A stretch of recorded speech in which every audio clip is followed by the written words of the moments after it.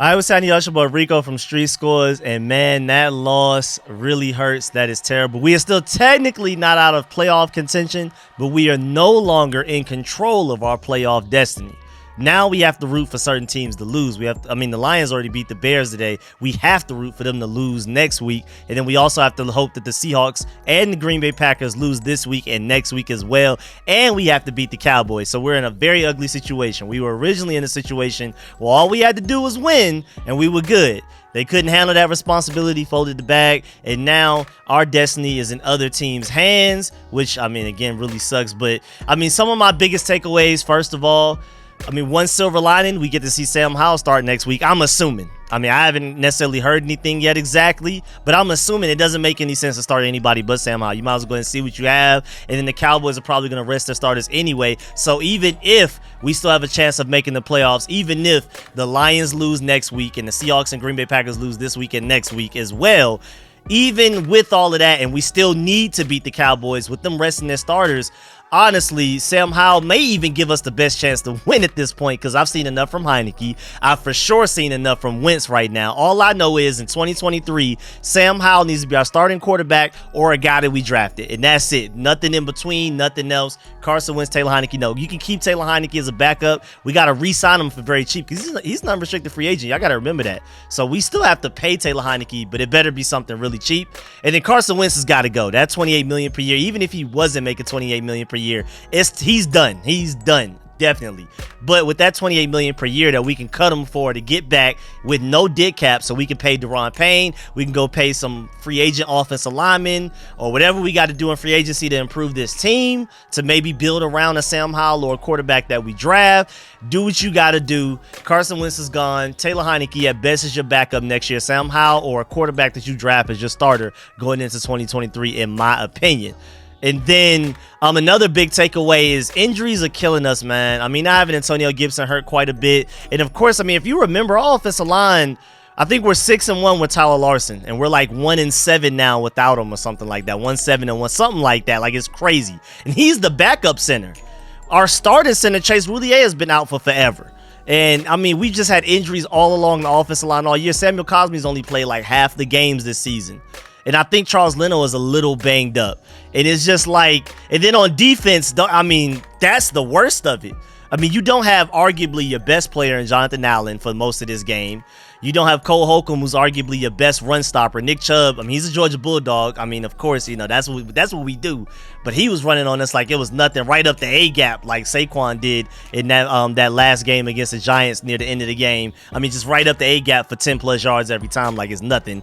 Cole Holcomb would be great for that. We don't have our best corner in Benjamin St-Juste. And then there's an honest debate to say that Cameron Curl may not be our best player, but he's our most important. Because as you can see statistically, when he's not there, we give up the most points we give per game by far. It's not even close. And we don't give up big plays really when Cameron Curl's there. We give up big plays when Cameron Curl's not there. These past two games he hasn't been there. He wasn't there for the Jaguars game and the Detroit Lions game. And look at the difference between those games and the other games we played so far this year, especially since we went on that win streak. So that just goes to show that not having your best secondary player, your best safety, arguably your most important player on the team, not having your best player period.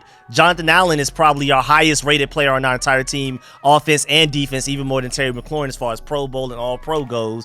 And then you don't have arguably your best run stopping linebacker, Cole Holcomb, who's supposed to be a starter, Mike, and then your best corner, Benjamin St-Juste. You saw Kendall Fuller getting cooked out there. So y'all already know how these game reviews go. I'm going to go position group by position group, player by player. We're going to talk about everybody, especially the quarterback and even the coaches, Scott Turner, Jack Del Rio, Ron Rivera, all of that. We got to talk about everything. But of course, before we dive into all of that, make sure you subscribe to the channel, hit the bell next to the subscription button so you get a notification immediately. And every time I release an informative and opinionated video just like this one, make sure you pull up every game day for my Commanders live play-by-play analysis every game, including this upcoming game against the Cowboys. And I'm hoping that we still make the playoffs so I can live stream during those as well. But I live stream all of the time, even for preseason games. And we're about to start doing the call-in shows after we hit the end of the season, free agency, and all of that stuff. We'll talk about draft. Well, I'll do the call-in show where y'all can call in about y'all opinions about the draft and free agency. So make sure y'all stay tuned for all of the content. Even if the Commander season is over, Street Scores is not over. We got so much stuff to talk about, draft and free agency and everything. New owner. Will our team name change, logo? I mean, we just got a new mascot, and it may only last 2 regular season games if the new owner comes in and changes all of that as well. So we got a lot to talk about, man, and I'm really excited. Even though this season is looking very grim, looking a little ugly after a loss like that, there's still a lot of positives we could take, and we got to talk about that not only in this video but throughout the offseason as well. And without further ado, let's get it.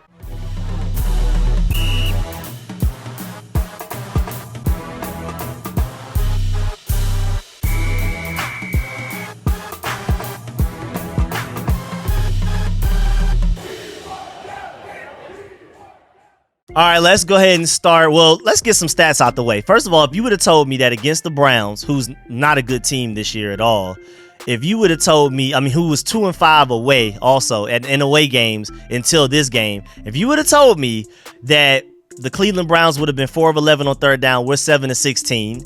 They have 301 yards to our 260, and then they have a 26-minute time of possession to our 33. I would have told you, okay, maybe we win that game, or at least if we lose, it's close, maybe like within a field goal or something like that. But nah, when you look at those statistics, you're like, okay, maybe that game was fairly even. And then penalties wise, we got like 3 penalties on that final drive. We had less penalties than them until that last drive, so we had less penalties and penalty yards than them until that last drive. So if you would have told me those stats, I would have thought maybe we win, maybe we lose a close game. But 24-10 is insane with those type of stats, and the most important part of it is the turnovers. 3 interceptions thrown, and we failed to get a first down on 4th and 1. Honestly, arguably one of Scott Turner's worst play calls of his career, and he's had a lot of bad ones, a lot of really bad play calls. But if we had to do like an award show for Scott Turner's worst play calls, one of the nominations has to be that 4th and 1 where we did a sweep to Jonathan Williams instead of keeping Brian Robinson in to go ahead and get that 1 yard. I mean, so that's technically 4 turnovers we had because we weren't able to convert that 4th down as well. No, we weren't able to convert 2 4th downs. We got 2 out of 4, so really technically had like 5 turnovers along with the 3 Wentz interceptions and the 2 4th downs we didn't get. Carson Wentz only sacked 3 times, but 16 of 28 for 143 yards, 3 interceptions, no touchdowns, unacceptable. Meanwhile, Deshaun Watson, only 9 of 18, 169 yards passing, but 3 touchdowns, no interceptions, sacked 5 times. I mean, Deshaun Watson just straight up outplayed Carson Wentz. Amari Cooper straight up outplayed our secondary. It is what it is, man. Sadly, Brian Robinson almost had 100 rushing yards. He had 87. And then Nick Chubb, of course, Georgia Bulldog, 14 carries, 104 yards. That's crazy efficiency right there. Crazy. My Georgia Bulldog, man, that's what he does. Amari Cooper killed us. It's sad to see that Amari Cooper can leave the NFC East, go to the AFC North, and still give us 2 touchdowns in 1 season. It sounds like he's still playing against us, like he's still in the division or something. Like we still played him twice. No, he just got 2 touchdowns in 1 game for another team. 3 receptions, 105 yards, 2 touchdowns is crazy off 4 targets. That's insane. Those were missed tackles. Those were just coverage busts. Again, with Cameron Curl out there, those don't happen because even if it's not Cameron Curl making the play, Ron Rivera's even admitted it himself. Ron Rivera has admitted that Cameron Curl is like the air traffic controller and gets everybody in their places and where they need to be and what they need to do and all of that. He's pretty much the quarterback of the defense, not having them out there. Just him by himself, even ignoring Cole Holcomb, Benjamin St. Juste, and Jonathan Allen. That really hurts us. But let's go ahead and get to it, man. Starting with the quarterback position, I mean, really not much to say. I mean, Carson Wentz was just straight up terrible. He had a couple of drives where he was like, okay, maybe we got something here. Outside of that, completely terrible. If I had to give him a grade, it'd be a D-. It would be an F if he was just completely terrible every drive. But he at least had a couple of drives where it was like, okay, maybe we can, you know what I'm saying? Especially that final drive. I mean, remember, we were down 3-0 with like right under 12 minutes left in the second quarter to go into halftime. 12 minutes. And we ran a 21-play, almost 12-minute drive to score a touchdown. I thought, okay, it's up 7-3 after something like that, momentum shift. I was confident that we would win the game. I thought, okay, Scott Turner was terrible up to that point. Maybe he figured something out. Carson Wentz was atrocious up to that point. Maybe we figured something out. The offensive line wasn't awful, but they also weren't great, of course, but they weren't terrible up to that point. And especially in that drive, they looked pretty decent. At least they were able to create some run lanes to give Carson Wentz enough time to throw the ball. And then after that, it just went downhill. All we did was score a field goal after that, and the Cleveland Browns proceeded to score 21 points in the second half, 3 touchdowns, all Deshaun Watson. 2 of them being Amari Cooper, the other one being Donovan Peoples-Jones on a 13-yard catch. I mean, it was just terrible. But going back to my main point, Carson Wentz was atrocious. Even just to go ahead and throw Scott Turner in there with them, they were both really bad. Now, granted, there were some plays. If you look at the all-22, Carson Wentz missed some things that Scott Turner schemed some guys open. Carson Wentz missed them. Kind of like with Taylor Heineke and their quarterback. They both do the same thing. Scott Turner, not a great play caller at all. I'm not trying to bail Scott Turner out at all, because if I had to grade Scott Turner, I would give him at the very highest a C- for today. But there are a lot of times where guys are open. Scott Turner has schemed guys open. He's called the right play, and the quarterback just wasn't able to execute it. Carson Wentz did that a lot today, even more than Taylor Heineke did against the 49ers. Again, you can just tell Rivera wanted to bench Taylor Heineke, wanted to find any reason, because Taylor Heineke was nowhere near as bad against the 49ers as even Carson Wentz was just in the first half of this game. Carson Wentz deserved to be benched after the first half of this game more than Taylor Heineke deserved to be benched even after throwing that interception against the 49ers. Plain and simple. But you could just tell Rivera just wanted to go to Carson Wentz to just be like, hey, I think his logic is go out there, ball out, we make the playoffs, you suck, we get to save 28 mil, give me a reason, make the decision easy for me. Either it's this one or this one. I don't want to leave anything up for question. Just make it obvious it's either this answer or this answer. I think that's what he basically did. I don't know, because I just don't think he loves Carson Wentz as much as people think he does. I don't think he's just trying to find a way to legitimize bringing in Carson Wentz, like, oh man, I brought in Carson Wentz for this much money and we traded these picks. I gotta throw him out there so that the fans don't think I'm crazy and I gotta prove that I'm right. I don't think it's anything like that. I think it's more so what I said. But again, Carson Wentz gotta go. We're done with you. Scott Turner, I mean, like I said, we can definitely upgrade at offensive play caller. I would love it if we could find a way to get Ryan Day as an offensive coordinator and CJ Stroud as your quarterback. After what I saw, what he did to my Georgia Bulldogs, he had the best game of his life against arguably the best defense he's ever played against in his life. So, I mean, that just shows me what he's made of, even just intangibles wise alone. And my biggest concern for CJ Stroud coming into this game, that game last night against my Georgia Bulldogs, was that he's not good at making off-schedule plays. If receivers aren't open, if the offensive line breaks down in protection, does he have the poise? Does he have the legs to make something shake? He finally showed that against my Georgia Bulldogs at the best time possible. So I'm willing to trade up for CJ Stroud, especially if you find a way to convince Ryan Day to come over to the Commanders as an offensive coordinator. I would love that. But yeah, Scott Turner, you were awful today outside of really like a couple of drives. Now, I'm going to blame Carson Wentz more than Scott Turner, because Scott Turner, you were terrible. But again, you can see sometimes where guys were open and Carson Wentz just straight up made the terrible play. And then moving on, offensive line. I mean, Charles Leno, penalties, getting beat. The whole offensive line, really, penalties getting beat. Samuel Cosman in the last drive getting a false start penalty as well. Overall, just not good. They can run block fairly well, and usually they can run block really well, but today I would say it was kind of decent but not great. But pass blocking is usually atrocious. Now, it wasn't good today, but it wasn't as bad as what Taylor Heineke was dealing with against the 49ers, honestly. So, honestly, today, Carson Wentz had an easier pocket to work with today than Taylor Heineke had last week against the 49ers. But still, Carson Wentz couldn't do much with it. And again, the offensive line still has to be better. Even though they weren't as bad as pass protecting as they were against the 49ers, still wasn't good today. It was improvement, but it was a very subtle improvement that really didn't mean much anyway. So the offensive line just all around, it's no point of even diving into individual players. They got to be better. But again, we have a lot of injuries. And like I said, free agency, if it's malpractice on Ron Rivera, he needs to be fined if we leave free agency without one of the top guards in the free agency market. And if we somehow leave free agency without one of the top guards and not like a little band-aid like Andrew Norwell or Trey Turner on a cheap contract, I want like a top guard. If we somehow leave free agency without one of those, you better draft offensive linemen within the first 2 rounds at the very least. So, of course, I'm going to do a whole bunch of free agency and draft videos now. Like this upcoming week after a loss like that, oh yeah, y'all getting mock drafts. Y'all getting free agency videos, who I want to sign at every position, team needs, all of that type of stuff, rank, all that type of stuff. So make sure y'all stay tuned for that. Then running back, I just felt like Brian Robinson did everything he could. Jonathan Williams, he's not Antonio Gibson, but he's also not bad. But yeah, Brian Robinson did everything he could to try to carry this team. Some of the plays he made today, he's a steal in the 3rd round. We've already established that. And then receiver-wise, Logan Thomas, 7 targets, most on the team, 6 catches, most on the team by double with 56 yards.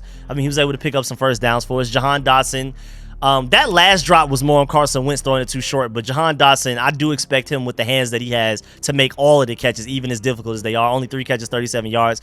Terry McLaurin, poor guy, only targeted 5 times. I mean, you know, the one downside that you can guarantee with Carson Wentz, even with the upside that he may have, the one thing you know, when you go from Taylor Heinicke to Carson Wentz, Terry McLaurin's not getting the ball as much, plain and simple. Jahan Dotson is going to get the ball more. Terry McLaurin's not going to get the ball as much. That's just plain and simple. Terry McLaurin only 5 targets, 2 catches, 25 yards is just shameful because there's no corner on the Browns team that can stick with Terry McLaurin, plain and simple. Cam Sims had that really good catch at the end, 1 catch, 16 yards on his only target. Curtis Samuel targeted twice, only 1 catch, 6 yards. Jonathan Williams had 5 targets, like out of the backfield, little short stuff. One time, Carson Wentz near the end of the game, y'all saw that with like 5 minutes left to go, 4 minutes, somewhere around that time.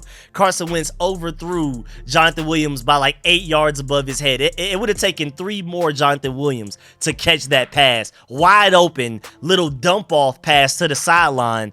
That was atrocious, Carson Wentz. But poor Jonathan Williams, 3 receptions for 3 yards, didn't go nowhere. Brian Robinson had 1 target for no catch. Terry McLaurin had 1 good little run play out of the backfield for 12 yards. Great blocking by the receivers and the offensive line. Good play call by Scott Turner there. But again, overall, terrible play calling by Scott Turner. But Carson Wentz was even worse than Scott Turner. If I were to get him grades, Carson Wentz D-, almost an F. And then I would give Scott Turner a C- at the very best. And then also tight ends. I mean, Logan Thomas had some catches. I'm going to have to go look at the All-22 to see what John Bates is doing as far as blocking and things like that. And I don't even know if Cole Turner played today. If he did, I didn't notice him. But Logan Thomas, 7 targets, 6 receptions, 56 yards, leading our team in yards and targets and receptions. That's pretty decent. It wasn't a great game, but it was decent. And then moving to defense, man, I mean, really not much to say. Montez Sweat was making plays at times. Deron Payne made a couple of plays here and there. Jonathan Allen got hurt. And Chase Young was everywhere a lot of the game, especially the first half. Even if Chase Young didn't make the play, he influenced the play. He would get the pressure, and then the quarterback, Deshaun Watson, would run to somebody else and get sacked by them. Or I think Montez Sweat, one of his sacks was because of Chase Young chasing them into Montez Sweat and things like that. And then in the run game, he was making plays. Him and Derek Forrest had that 4th and 1 stop on the goal line against the Cleveland Browns in the first quarter. Chase Young was everywhere, especially in the first half. So the defensive line, I mean, they should have been better. We should have gotten way more pressure on Deshaun Watson. They should have stopped the run against Nick Chubb way better. But at the very least, I don't really blame them completely for this game. And then linebacker-wise, I mean, Jamin Davis, one of those missed tackles really hurt us because it was the missed tackle on Nick Chubb on 3rd and like 2. And then Nick Chubb gets the first down. And then right after that, like 3rd and 5, is the deep bomb to, well, it wasn't even a deep bomb, but it was the throw to Amari Cooper. He breaks Kendall Fuller's tackle near the sideline and runs for a touchdown. So if Jamin Davis doesn't miss that tackle against Nick Chubb, the Cleveland Browns don't score in that drive. They probably just punt it to us. You know what I'm saying? So it's little things like that. I wouldn't say Jamin Davis had a bad day overall, but he had one really big crucial mistake. I'm about to go look at the All-22 to really see what kind of day Jamin Davis had. But, I mean, I'm just assuming it wasn't that terrible outside of that play because I don't really remember him existing outside of that play. I would have remembered if he had a really bad day. We would have noticed him a lot more. And then, I mean, just everybody else with David Mayo, he made one good play in the backfield, but any other time he was too slow to do anything. And I think Deshaun Harris played today, but I don't even remember noticing him. Then the secondary, I mean, with Benjamin St. Juste out, Danny Johnson was our best corner today easily. He had a couple of pass breakups. I don't even remember Bobby McCain being on the field. Maybe that's a good thing. Cameron Curl was out, of course, and Kendall Fuller was getting cooked left and right. That was bad. I think Christian Holmes was hurt, but maybe he played a little bit. I don't remember, but I don't know. And then Derek Forrest missing his assignment sometimes. I mean, Derek Forrest only plays well with Cameron Curl at his side, it seems like, at least to me. Jeremy Reeves had a couple of good moments, but maybe he missed some assignments as well. Maybe he needs a Cameron Curl alongside him. Cameron Curl just brings out the best in those guys. So us not having him was big. And then Joey Sly, I mean, I guess he was straight. I mean, we only asked him to make 1 field goal and 1 extra point. He made both of them, so that's cool. Dax Milne was decent in punt returns. I mean, 1 return for 15 yards is not, exceptional. And Tress Way had 2 really good punts, 2 punts for 90 yards. And then I liked what I saw from Jared Patterson on kickoff returns. I'm happy that Ron Rivera at least made that decision. Ron Rivera made a lot of bad decisions this past week, but one good one was having Jared Patterson as your kick returner with Antonio Gibson out. Instead of having Dax Milne, who's basically just an automatic fair catch, even when he doesn't fair catch because he's not really going anywhere usually. You might as well go ahead and throw somebody out there with maybe some explosive potential. And I like what I saw from Jared Patterson. 3 returns for 70 yards. That's pretty straight. I'm cool with that. And then outside of that, I mean, Jack Del Rio, I mean, it's really, how can you be too mad at him? It's just like when you don't have a lot of your best players. I mean, literally, arguably your best player at each level of football. At each position of football, you don't have those guys. And Chase Young still balling out, but he's still fairly limited even though he started. But again, like I said, even before the game happened, before the game started, Chase Young started because James Smith-Williams is out with an injury, I believe a concussion. Chase Young was going to play more this game than he played against the 49ers, but I don't think he was supposed to start. The only reason he started was because of injury to James Smith-Williams. So there's just injuries everywhere, so I can't blame Jack Del Rio too much. Of course, there were things that he could have changed to make everything a little bit better, but at the end of the day, this game is not on him. It's on the offense. When you only score 10 points, I don't care what's going on. It's the offense's fault. Scott Turner and Carson Wentz are the top reasons, the top two easily. Offensive line is third, and then you can just go from there, go down the line off after that. But that's easily it right there. I don't really even blame special teams too much for this game. It is what it is. But yeah, man, that's the end of this video. I know it's shorter than normal, but it's just really not much to talk about, man. This game was terrible from top to bottom. A lot of guys underperforming. Injuries hurt us. Carson Wentz was awful. Scott Turner chose the worst time to have one of his worst play calling games. And he's had a lot of bad ones, but this was arguably the worst one yet. And it's just terrible. But yeah, man, I appreciate the support, man. Make sure you stay tuned for all of the content. Like I said, free agency stuff, draft stuff, mock drafts, team needs, everything off season. I'm gonna go ahead and start on that now this week because it's time to get going because we got to figure out how to change things. And if Sam Howell starting against the Cowboys, that's gonna be a really fun stream. I'm gonna stream the Cowboys game anyway. But if Sam Howell's the starting quarterback, it's going to be an entirely different energy than if he's not. So make sure you pull up for all of those, pull up all of the content. Stay tuned for all the videos I'm coming out with, even for the rest of today and throughout this week. Again, free agency draft, all of that. Appreciate all the support, man. Shouts out to all of my sponsors, especially my Pro Bowl sponsors whose names you scroll on the screen right now. Shouts out to everybody that pulled up to the stream. Shouts out to everybody that left a like on the stream. Shouts out to everybody that donated to the stream. I really appreciate y'all. I'm going to catch y'all later. I'm out.